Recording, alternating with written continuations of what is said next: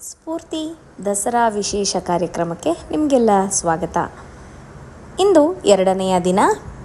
ಇವತ್ತು ನಾವು ತ್ರೇತಾಯುಗದಲ್ಲಿ ಮಹಿಳೆಯರ ಕುರಿತು, ಅವರ ಸಾಧನೆಗಳು, ಅವರ ಕೊಡುಗೆ, ಆ ಒಂದು ಕೊಡುಗೆಯಿಂದ ನಮ್ಮ ಜೀವನದಲ್ಲಿ ನಾವು ಏನನ್ನು ಕಲಿತ್ಕೊಳ್ಬಹುದು, ಸಮಾಜಕ್ಕೆ ಅವರ ಪ್ರಮುಖವಾದಂತಹ ಕೊಡುಗೆ ಏನು, ಇದೆಲ್ಲದರ ಬಗ್ಗೆ 2ನೇ ದಿನ ತಿಳ್ಕೊಳ್ತಾ ಹೋಗೋಣ.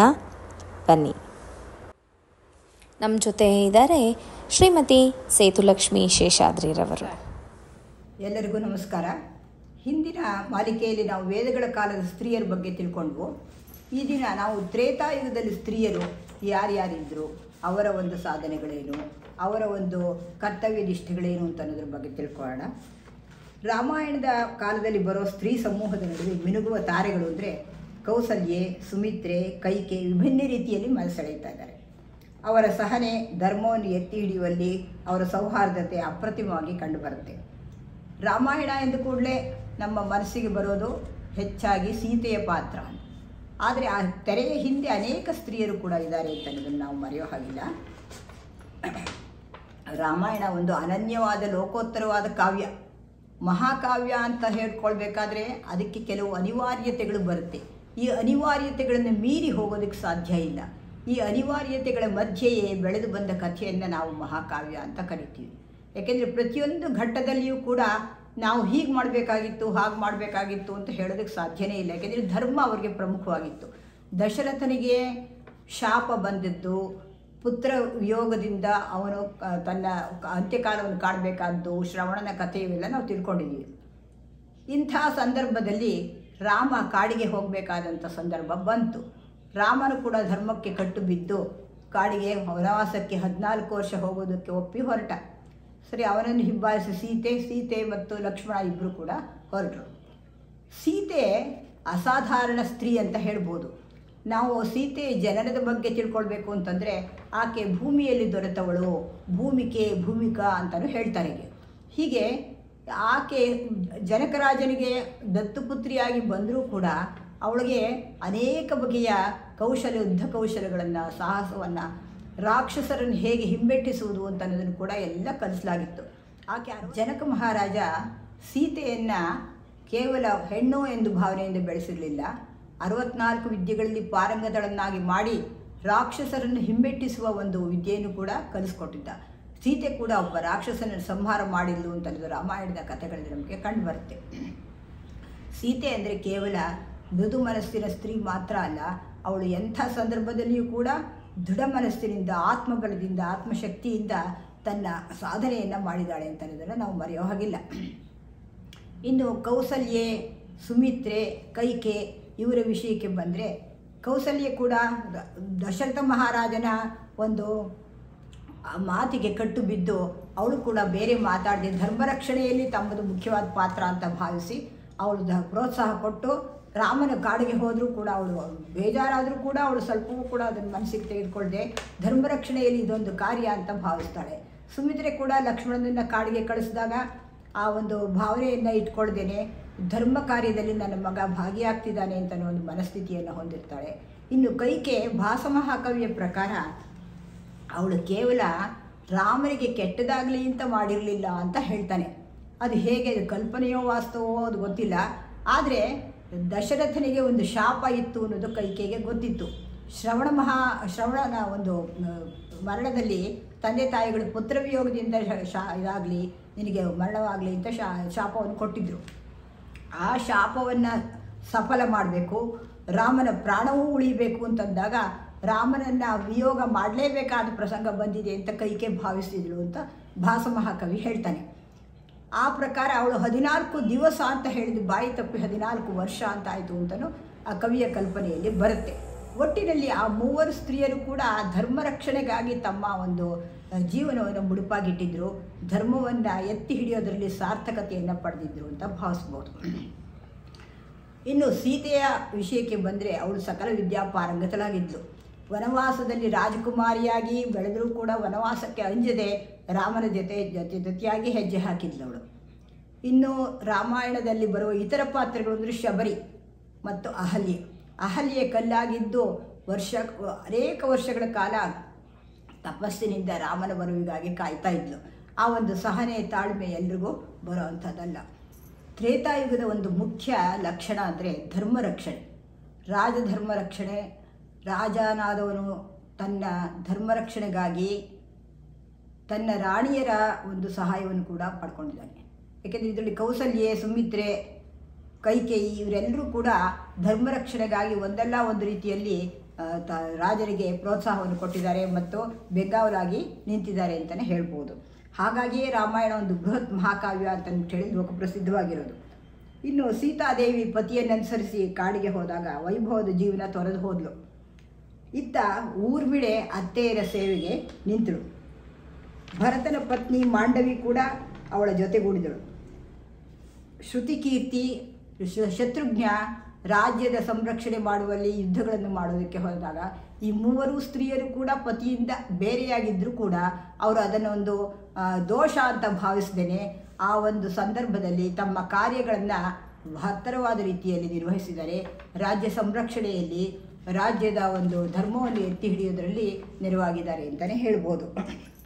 ಕರ್ತವ್ಯ ನಿಭಾಯಿಸೋದರಲ್ಲಿ ನಿಷ್ಠೆಯಿಂದ ಮುಂದಾಗಿದ್ದಾರೆ ಈ ಸ್ತ್ರೀಯರೆಲ್ಲರೂ. ರಾಮಾಯಣದಲ್ಲಿ ಬರುವ ಸ್ತ್ರೀಯರೆಲ್ಲರೂ ಸಹ ಸ್ವಾರ್ಥವನ್ನು ಮರೆತು ನಿಸ್ವಾರ್ಥ ಸೇವೆಯಲ್ಲಿ ತೊಡಗಿದ್ದಾರೆ. ರಾಮನ ವನವಾಸದ ಅವಧಿಯನ್ನು ಇಲ್ಲಿನ ಸ್ತ್ರೀಯರೂ ಸಹ ತಪಸ್ಸಿನಂತೆ ತಮ್ಮ ಪಾಲಿನ ಕರ್ತವ್ಯ ನಿಭಾಯಿಸುತ್ತಾ ಕಾಲ ಕಳೆಯುತ್ತಿದ್ದಾರೆ. ವನವಾಸದ ಅವಧಿಯಲ್ಲಿ ಪ್ರವೇಶವಾದ ಸ್ತ್ರೀ ಪಾತ್ರಗಳು ಮುಖ್ಯವಾಗಿ ಅಹಲ್ಯೆ, ಶಬರಿ ಮುಂತಾದವರಲ್ಲಿ ತಮ್ಮ ಗುರಿ ಸಾಧನೆಗಾಗಿ ತಪೋನಿರತರಾಗಿ ಅನೇಕ ವರ್ಷಗಳ ಕಾಲ ತಾಳ್ಮೆಯಿಂದ ಕಾಯುತ್ತಿರುತ್ತಾರೆ. ನಮಗೆ ಅವರಿಂದ ದೊರೆಯುವ ಮುಖ್ಯವಾದ ಸಂದೇಶ ಏನು ಅಂತಂದರೆ ಸಹನೆಯಿಂದ ಸರ್ವ ಸಾಧನೆಯನ್ನು ಮಾಡಿ ಸತ್ಫಲವನ್ನು ಪಡೆಯಬಹುದು ಎಂಬುದಾಗಿದೆ. ಇನ್ನು ವನವಾಸದ ಕಾಲದಲ್ಲಿ ಸ್ತ್ರೀಯರ ಜೊತೆ ರಾಕ್ಷಸ ಸ್ತ್ರೀಯರ ಜೊತೆ ಇರಬೇಕಾದಂಥ ಪ್ರಸಂಗ ಬರುತ್ತೆ. ಆ ಒಂದು ದಂತಪಂಕ್ತಿಯ ನಡುವೆ ಎಂತಿಕ್ಕು ನಾಲಿಗೆಯು ಅಂತ ಹೇಳಿದ ಹಾಗೆ ಆ ಒಂದು ಸಂದರ್ಭದಲ್ಲಿ ಅವಳು ತನ್ನೆಲ್ಲ ಒಂದು ಆಸೆ ಆಕಾಂಕ್ಷೆಗಳನ್ನು ತೊರೆದು ರಾಮಧ್ಯಾನದಲ್ಲಿ ತೊಡಗಿರ್ತಾಳೆ. ಅವಳಿಗೆ ಅದೇ ಒಂದು ಏಕಾಗ್ರತೆ. ಆ ಸಂದರ್ಭದಲ್ಲಿ ಅವಳಿಗೆ ಯಾರೂ ದಾರಿ ಕಾಣದೇ ಇದ್ದಾಗ ವಿಭೀಷಣನ ಮಗಳು ತ್ರಿಜಟೆ ರಾಕ್ಷಸರ ಒಂದು ಗುಂಪಿನಲ್ಲಿದ್ದರೂ ಕೂಡ ಅವಳು ಸೀತೆಗೆ ಸಹಾಯಕಳಾಗಿ ನಿಲ್ತಾಳೆ. ಆ ಒಂದು ಸಾತ್ವಿಕ ಗುಣವನ್ನು ನಾವು ಅಲ್ಲಿ ಕಾಣ್ಬೋದು. ಹೀಗೆ ಅನೇಕ ಸ್ತ್ರೀಯರು, ರಾವಣನ ಪತ್ನಿ ಮಂಡೋದರಿಯೂ ಕೂಡ ಅವಳು ಧರ್ಮನಿಷ್ಠಳಾಗಿದ್ದು ತನ್ನ ಪತಿಗೆ ಅನೇಕ ರೀತಿಯಲ್ಲಿ ಹೇಳ್ತಾಳೆ, ಸೀತೆಯನ್ನು ಕರೆದು ಕಳಿಸ್ಕೊಟ್ಬಿಡು ಅಂತಂದ್ಬಿಟ್ಟು. ಆದರೆ ರಾವಣ ಅದಕ್ಕೆ ಒಪ್ಪೋದಿಲ್ಲ. ಹೀಗೆ ಅನೇಕ ರೀತಿಯಲ್ಲಿ ಸ್ತ್ರೀಯರು ತಮ್ಮ ಸಾಧನೆಯನ್ನು ತೋರಿಸಿದ್ದಾರೆ ಅಂತ ಹೇಳ್ಬೋದು. ಸೀತೆ ವನವಾಸಕ್ಕೆ ಪತಿಯ ಜೊತೆ ಹೋದ್ಲು, ಇವೆಲ್ಲ ವಿಚಾರಗಳನ್ನು ನಾವು ತಿಳ್ಕೊಂಡಿದ್ದೀವಿ. ಆದರೆ ಅದಕ್ಕೂ ಪೂರ್ವದಲ್ಲಿ ಅಂದರೆ ಸೀತೆ ಸ್ವಯಂವರ ಏರ್ಪಡಿಸೋದಕ್ಕೆ ಮುಂಚೆ ಒಂದು ಘಟನೆ ನಡೆಯಿತು ಅಂತ ಅನ್ನೋದನ್ನು ನಾವಿಲ್ಲಿ ಪ್ರಸ್ತಾಪಿಸೋದಕ್ಕೆ ಇಷ್ಟಪಡ್ತೀನಿ. ಸೀತೆ ತುಂಬ ಸಮರ್ಥಳು, ಎಲ್ಲ ವಿದ್ಯೆಗಳಲ್ಲೂ ಪಾರಂಗತಳಾಗಿದ್ಲು, ದುಷ್ಟ ಸಂಹಾರದಲ್ಲೂ ಕೂಡ ಅವಳು ಶಕ್ತಿಯುತಳವಾಗಿ ವರ್ತಿಸಿದಳು. ಇದೆಲ್ಲವನ್ನು ಕೂಡ ನಾವು ಜನಕರಾಜರು ಹೇಗೆ ಸೀತೆಗೆ ಒಂದು ಪ್ರೋತ್ಸಾಹ ಕೊಟ್ಟು ಇವೆಲ್ಲವನ್ನು ಕಲಿಸಿದ್ದ ಅಂತ ತಿಳ್ಕೊಬೇಕಾಗತ್ತೆ. ಸೀತಾ ಸ್ವಯಂವರದಲ್ಲಿ ನಾವೆಲ್ಲ ಕೇಳಿದ್ದೀವಿ, ಹರನ ಧನುಸ್ಸನ್ನು ಮುರಿಯೋದಕ್ಕೆ ಯಾರಿಗೆ ಸಾಧ್ಯ ಅಂತ ಹೇಳಿ ಪಂಥವನ್ನು ಒಡ್ಡಲಾಗಿತ್ತು. ಇದನ್ನೇ ಹರನ ಧನುಸ್ಸನ್ನೇ ಮುರಿಯೋದಕ್ಕೆ ಯಾಕೆ ಅಂತ ಅನ್ನೋದಕ್ಕೆ ಒಂದು ಕಾರಣ ಇದೆ. ಸೀತೆ ಒಮ್ಮೆ ತನ್ನ ಗೆಳತಿಯರ ಜೊತೆ ಆಟ ಆಡ್ತಾ ಇರಬೇಕಾದ್ರೆ ಕಂದೂಕ ಕ್ರೀಡಾ ಅಂತ ಆಗಿನ ಕಾಲದಲ್ಲಿ ಚೆಂಡಾಟ ಕಂದೂಕ ಕ್ರೀಡೆ ಅಂತ ಕರೀತಾ ಇದ್ರು. ಆ ಕಂದೂಕ ಕ್ರೀಡೆಯನ್ನು ಆಡುವಾಗ ಆ ಚೆಂಡು ಹೋಗಿ ಆ ಧನುಸ್ಸಿನ ಕೆಳಭಾಗದಲ್ಲಿ ಇಟ್ಟಿದ್ದಂಥ ಒಂದು ಸಂದೂಕದ ಕೆಳಭಾಗದಲ್ಲಿ ಹೋಗಿ ಸಿಕ್ಕಾಕೊಂಡ್ಬಿಡ್ತು. ಎಲ್ಲ ಗೆಳತಿಯರು ಕೂಡ ಅಯ್ಯೋ ಅಲ್ಲಿ ಹೋಗ್ಬಿಡ್ತಲ್ಲ, ಇನ್ನು ತೆಗೆಯೋದಕ್ಕೆ ಯಾರಿಗೆ ಸಾಧ್ಯ, ಆ ಧನುಸ್ಸು ಬಹಳ ಬಲವಾದದ್ದು, ಶಿವಧನುಸ್ಸು ಅಂತ ಹೇಳಿ ಎಲ್ಲರೂ ಸೋಜಿಗ ಪಡ್ತಾ ಇರಬೇಕಾದ್ರೆ ಸೀತೆ ಸರಾಗವಾಗಿ ಹೋಗಿ ಆ ಧನುಸ್ಸನ್ನು ತಳ್ಳಿ ಪಕ್ಕಕ್ಕೆ ಇಟ್ಟು ಆ ಚೆಂಡನ್ನು ಎತ್ತುಕೊಂಡು ಬಂದಳು. ಅದು ತುಂಬ ಸಾಧಾರಣ ವಿಷಯ ಅಂತ ಅನ್ನೋ ಹಾಗೆ ಅವಳು ವರ್ತಿಸಿದಳು. ಅಂದರೆ ಎಂಥ ಸಂದರ್ಭದಲ್ಲಿ ಕೂಡ ವಿಚಲಿತಳಾಗಲಿಲ್ಲ ಅವಳು ಅಂತ. ಅದನ್ನು ನೋಡಿದ ಜನಕ ಮಹಾರಾಜ ಮತ್ತು ಆತನ ಪತ್ನಿಯರು ಸೀತೆ ಸಾಮಾನ್ಯಳಲ್ಲ, ಇವಳನ್ನು ವಿವಾಹವಾಗುವ ವ್ಯಕ್ತಿ ಅಸಾಮಾನ್ಯನೇ ಆಗಿರಬೇಕು ಅಂತಂದ್ಬಿಟ್ಟು ಹೇಳಿ ತೀರ್ಮಾನ ಮಾಡಿ ಆ ಹರನ ಧನುಸ್ಸನ್ನು ಯಾರು ಹೆದೆಯೇರಿಸಿ ಕಟ್ಟಿ ಬಿಲ್ಲನ್ನು ಬಿಡ್ತಾರೋ ಅಂಥವ್ರಿಗೆ ತನ್ನ ಮಗಳನ್ನು ಕೊಡಬೇಕು ಅಂತಂದ್ಬಿಟ್ಟು ಹೇಳಿ ತೀರ್ಮಾನವನ್ನು ಮಾಡಿಕೊಟ್ರು. ಇದು ಹರನ ಧನುಸ್ಸನ್ನೇ ಯಾಕೆ ಪಂಥಕ್ಕೆ ಒಡ್ಡಿದ್ರು ಅನ್ನೋದಕ್ಕೆ ಒಂದು ಉದಾಹರಣೆ. ಅಂದರೆ ಸೀತೆಯ ಸಾಮರ್ಥ್ಯವನ್ನು ಮೀರಿದಂತಹ ಪತಿ ಅವಳಿಗೆ ಸಿಗಬೇಕು ಅಂತ ಅನ್ನೋದು ಆ ತಂದೆ ತಾಯಿಗಳ ಅಭಿಪ್ರಾಯ ಆಗಿತ್ತು. ಅಂದರೆ ತಮ್ಮ ಹೆಣ್ಣು ಮಕ್ಕಳಿಗೆ ಯಾವ ರೀತಿ ಪತಿಯನ್ನು ಹೊಂದಿಸಿಕೊಳ್ಬೇಕು, ಅವರ ಒಂದು ಜೋಡಿ ಹೇಗಿರಬೇಕು ಅಂತಂದರೆ ತಂದೆ ತಾಯಿಗಳು ಬಹಳ ಸಮರ್ಥವಾಗಿ ಆಲೋಚನೆ ಮಾಡ್ತಿದ್ರು ಅದಕ್ಕೆ ಒಂದು ಉದಾಹರಣೆಯಾಗಿ ಹೇಳ್ಬೋದು. ಸೀತೆಯ ಒಂದು ಅಸಾಧಾರಣ ಕಥೆ ಅಷ್ಟಕ್ಕೆ ಮುಗಿಯಲ್ಲ. ಯಾಕೆಂದರೆ ವನವಾಸವನ್ನು ಮುಗಿಸಿ ತಾನು ಹಿಂತಿರುಗಿ ಅಯೋಧ್ಯೆಗೆ ಬಂದಾಗ ಒಬ್ಬ ಅಗಸನ ಮಾತನ್ನು ಕೇಳಿ ಶ್ರೀರಾಮ ಅವಳನ್ನು ವನವಾಸಕ್ಕೆ ಕಳಿಸ್ತಾನೆ ಅಂತಂದು ಹೇಳಿ. ಆದರೆ ಶ್ರೀರಾಮನಿಗೆ ಅದು ಮನಸ್ಸಿಲ್ಲದೇ ಇದ್ದರೂ ಕೂಡ ಪ್ರಜೆಗಳ ಒಂದು ಧರ್ಮವೇ ತನ್ನ ಧರ್ಮ, ಪ್ರಜೆಗಳ ಯೋಗಕ್ಷೇಮವೇ ತನ್ನದು ಅಂತ ಭಾವಿಸಿದಂಥ ವ್ಯಕ್ತಿ. ಸೀತೆ ವಾಲ್ಮೀಕಿ ಆಶ್ರಮದಲ್ಲಿ ಸೇರ್ತಾಳೆ. ಆ ಸಂದರ್ಭದಲ್ಲಿ ಆಕೆ ಗರ್ಭಿಣಿಯಾಗಿರ್ತಾಳೆ. ಅವಳಿಗೆ ಅವಳಿ ಜವಳಿ ಮಕ್ಕಳು ಲವಕುಶರು ಜನಿಸ್ತಾರೆ. ಇವೆಲ್ಲ ಸಾಮಾನ್ಯ ಕಥೆಗಳು ಎಲ್ಲರಿಗೂ ಗೊತ್ತಿರೋವಂಥದ್ದೇ ಆಗಿದೆ. ಒಂದು ಸುಂದರವಾದ ಜಾನಪದ ಗೀತೆ ಇದನ್ನು ಎಷ್ಟು ಸಮರ್ಥವಾಗಿ ಹೇಳುತ್ತೆ ಅಂದರೆ, ಸೀತೆ ರಾಜಕುಮಾರಿ, ಜನಕರಾಜನ ಆಸ್ಥಾನದಲ್ಲಿ ಸಕಲ ವಿದ್ಯಾಪಾರಂಗತಳಾಗಿ ಬೆಳೆದವಳು. ಈಗ ನೋಡಿದರೆ ತನ್ನ ಮಕ್ಕಳನ್ನು ವನವಾಸದಲ್ಲಿ ಒಂದು ಕುಟೀರದಲ್ಲಿ ವಾಲ್ಮೀಕಿ ಋಷಿಯ ಆಶ್ರಮದಲ್ಲಿ ಬೆಳೆಸ್ತಾ ಇದ್ದಾಳೆ. ಆ ಒಂದು ಸಂದರ್ಭವನ್ನು ಜಾನಪದ ಕವಿ ಎಷ್ಟು ಸಮರ್ಥವಾಗಿ ಹೇಳಿದ್ದಾರೆ ಅಂದರೆ, ಜನಕರಾಜನ ಮಗಳು ವನಕ್ಕೆ ತೊಟ್ಟಿಲ ಕಟ್ಟಿ ಲವಕುಶರನಿಟ್ಟು ತೂಗ್ಯಾಳೋ ನಗು ನಗುತ್ತ ವನವಾಸ ಕಳೆದಾಳೋ ಅಂತ ಹೇಳ್ತಾರೆ. ಆ ವನವಾಸದಲ್ಲೂ ಕೂಡ ಅವಳು ಹಿಂದೆಗೆ ಇಲ್ಲ. ನಾನು ರಾಜಕುಮಾರಿ, ನಾನು ಅರಮನೆ ಇದ್ದವಳು, ನನ್ನ ಮಕ್ಕಳಿಗೆ ಇಂಥ ಒಂದು ಸೌಲಭ್ಯ ಸಿಗಲಿಲ್ಲ, ಸುಖ ಸಿಗಲಿಲ್ಲ ಅಂತಂದ್ಬಿಟ್ಟು ಅವಳಿಗೆ ಸ್ವಲ್ಪವೂ ಯೋಚನೆ ಮಾಡಲಿಲ್ಲ. ಪ್ರತಿ ದಿವಸವೂ ಕೂಡ ಒಂದೊಂದು ಮರಕ್ಕೆ ತೊಟ್ಟಿಲನ್ನು ಕಟ್ಟಿ ತೂಗ್ತಾ ಇದ್ಲಂತೆ. ಆ ಪ್ರಕಾರ ತನ್ನ ಮಕ್ಕಳಿಗೆ ಪರಿಸರದ ಪರಿಚಯವನ್ನು ಮಾಡಿಕೊಡ್ತಾ ಇದ್ಲಂತೆ. ಹೀಗೆ ಅಸಾಧಾರಣವಾದ ತನ್ನ ಬುದ್ಧಿಮತ್ತೆಯಿಂದ, ಶಕ್ತಿಯಿಂದ ತನ್ನ ಮಕ್ಕಳನ್ನು ಬೆಳೆಸ್ತಾಳೆ. ಆ ಮಕ್ಕಳನ್ನು ಅನೇಕ ರೀತಿಯಲ್ಲಿ ವಿದ್ಯಾಪಾರಂಗತರಾಗಿ ಮಾಡಿ ಅವರನ್ನು ಯೋಧರನ್ನಾಗಿ ಬೆಳೆಸ್ತಾಳೆ.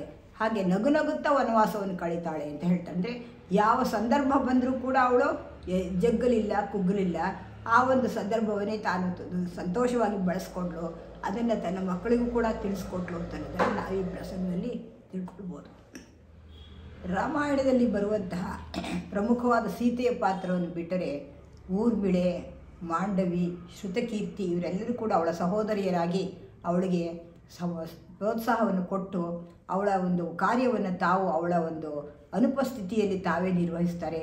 ತಮ್ಮ ಅತ್ತೆಯರೊಂದಿಗೆ ಸಹಬಾಳ್ವೆ ನಡೆಸಿ ತಮ್ಮ ಒಂದು ಧರ್ಮ ಸಂರಕ್ಷಣೆಯಲ್ಲಿ ತಾವು ಪಾಲ್ಗೊಳ್ತಾರೆ. ಆಗಿನ ಪರಿಸ್ಥಿತಿಯಲ್ಲಿ ಮಹಿಳೆಯರು ರಾಜಧರ್ಮದ ರಕ್ಷಣೆಯೇ ಬಹಳ ಮುಖ್ಯವಾಗಿತ್ತು ಅಂತ ಅನ್ನೋದನ್ನು ನಾವು ನೋಡ್ಬೋದು. ಪ್ರತಿಯೊಂದು ವಿಷಯದಲ್ಲೂ ಕೂಡ ದೇಶ ಮೊದಲು, ಧರ್ಮ ಮೊದಲು ಅನ್ನೋ ಒಂದು ಭಾವನೆಯನ್ನು ಇಟ್ಕೊಂಡು ಧರ್ಮಕ್ಕೆ ಅನುಸಾರವಾಗಿ ಅವರೆಲ್ಲ ನಡೀತಾ ಹೋಗ್ತಾರೆ. ಅದರಲ್ಲಿ ತಮ್ಮ ಒಂದು ಸ್ವಾರ್ಥ ಯಾವುದನ್ನು ಕೂಡ ಅವರು ಪ್ರಕಟಪಡಿಸೋದಿಲ್ಲ. ಆ ಒಂದು ಎಳೆಯ ವಯಸ್ಸಿನಲ್ಲಿ ಎಷ್ಟೇ ಆಸೆ ಆಕಾಂಕ್ಷೆಗಳಿದ್ದರೂ ಕೂಡ ಅವರು ಅದನ್ನೆಲ್ಲ ಬದಿಗಿಟ್ಟು ರಾಜಧರ್ಮ, ದೇಶ ಸಂರಕ್ಷಣೆ, ರಾಜ್ಯ ಸಂರಕ್ಷಣೆ ಇವುಗಳನ್ನು ಮುಖ್ಯವಾಗಿ ಗಮನದಲ್ಲಿಟ್ಕೊಂಡು ಮಾಡ್ತಾರೆ. ಇದರಿಂದ ನಾವು ತಿಳ್ಕೊಳ್ಳೋದೇನು ಅಂತಂದರೆ, ಆ ಸ್ತ್ರೀ ಶಕ್ತಿ ಕೂಡ ಅಸಾಧಾರಣವಾದದ್ದು. ಅಂದಿನ ಯುಗದಲ್ಲಿ ಧರ್ಮ ಸಂರಕ್ಷಣೆಯಲ್ಲಿ ಪ್ರಮುಖ ಪಾತ್ರವನ್ನು ವಹಿಸಿದ್ದಾರೆ. ತ್ಯಾಗವನ್ನೇ ಮುಖ್ಯವಾಗಿಟ್ಕೊಂಡು ಭೋಗವನ್ನು ಪಕ್ಕಕ್ಕೆ ಸರಿಸಿ ಅವರು ತಮ್ಮ ದಾರಿಯನ್ನು ಕಂಡುಕೊಂಡಿದ್ದಾರೆ. ಅವರ ಒಂದು ಜೀವನವೇ ನಮಗೆ ಮಾರ್ಗದರ್ಶಕವಾಗಿದೆ ಅಂತ ಹೇಳ್ಬೋದು, ದಾರಿದೀಪವಾಗಿದೆ ಅಂತ ಹೇಳ್ಬೋದು. ಹೀಗೆ ರಾಮಾಯಣದಲ್ಲಿ ಬರುವಂಥ ಪ್ರತಿಯೊಬ್ಬ ಸ್ತ್ರೀ ಪಾತ್ರವೂ ಕೂಡ ಒಂದಲ್ಲ ಒಂದು ರೀತಿಯಲ್ಲಿ ನಮಗೆ ಆದರ್ಶಪ್ರಾಯರಾಗಿಯೇ ಇದ್ದಾರೆ ಅಂತ ಹೇಳ್ಬೋದು. ನವರಾತ್ರಿಯಲ್ಲಿ ಶಕ್ತಿಯ ಆರಾಧನೆಯೇ ಪ್ರಮುಖವಾದದ್ದು. ರಾಮಾಯಣ ಕಾಲದ ಸ್ತ್ರೀ ಶಕ್ತಿಗಳು ಹೇಗೆ ತಮ್ಮ ತ್ಯಾಗದಿಂದ ಭೋಗವನ್ನು ಬದಿಗೊತ್ತಿ ಹೇಗೆ ಆದರ್ಶಪ್ರಾಯರಾಗಿದ್ದಾರೆ ಅಂತಂದ್ಬಿಟ್ಟು ನಾವು ಸ್ಮರಿಸ್ಕೊಳ್ಬೇಕು. ಅವರ ಜೀವನವೇ ನಮಗೊಂದು ಸಂದೇಶ. ಸ್ವಂತ ಸುಖವನ್ನು ಬದಿಗೊತ್ತಿ ರಾಜಧರ್ಮ, ಧರ್ಮ ಸಂರಕ್ಷಣೆ ಇವುಗಳನ್ನೇ ಮುಖ್ಯವಾಗಿ ಇಟ್ಕೊಂಡು ನಡೆದಂಥ ಸ್ತ್ರೀಯರು.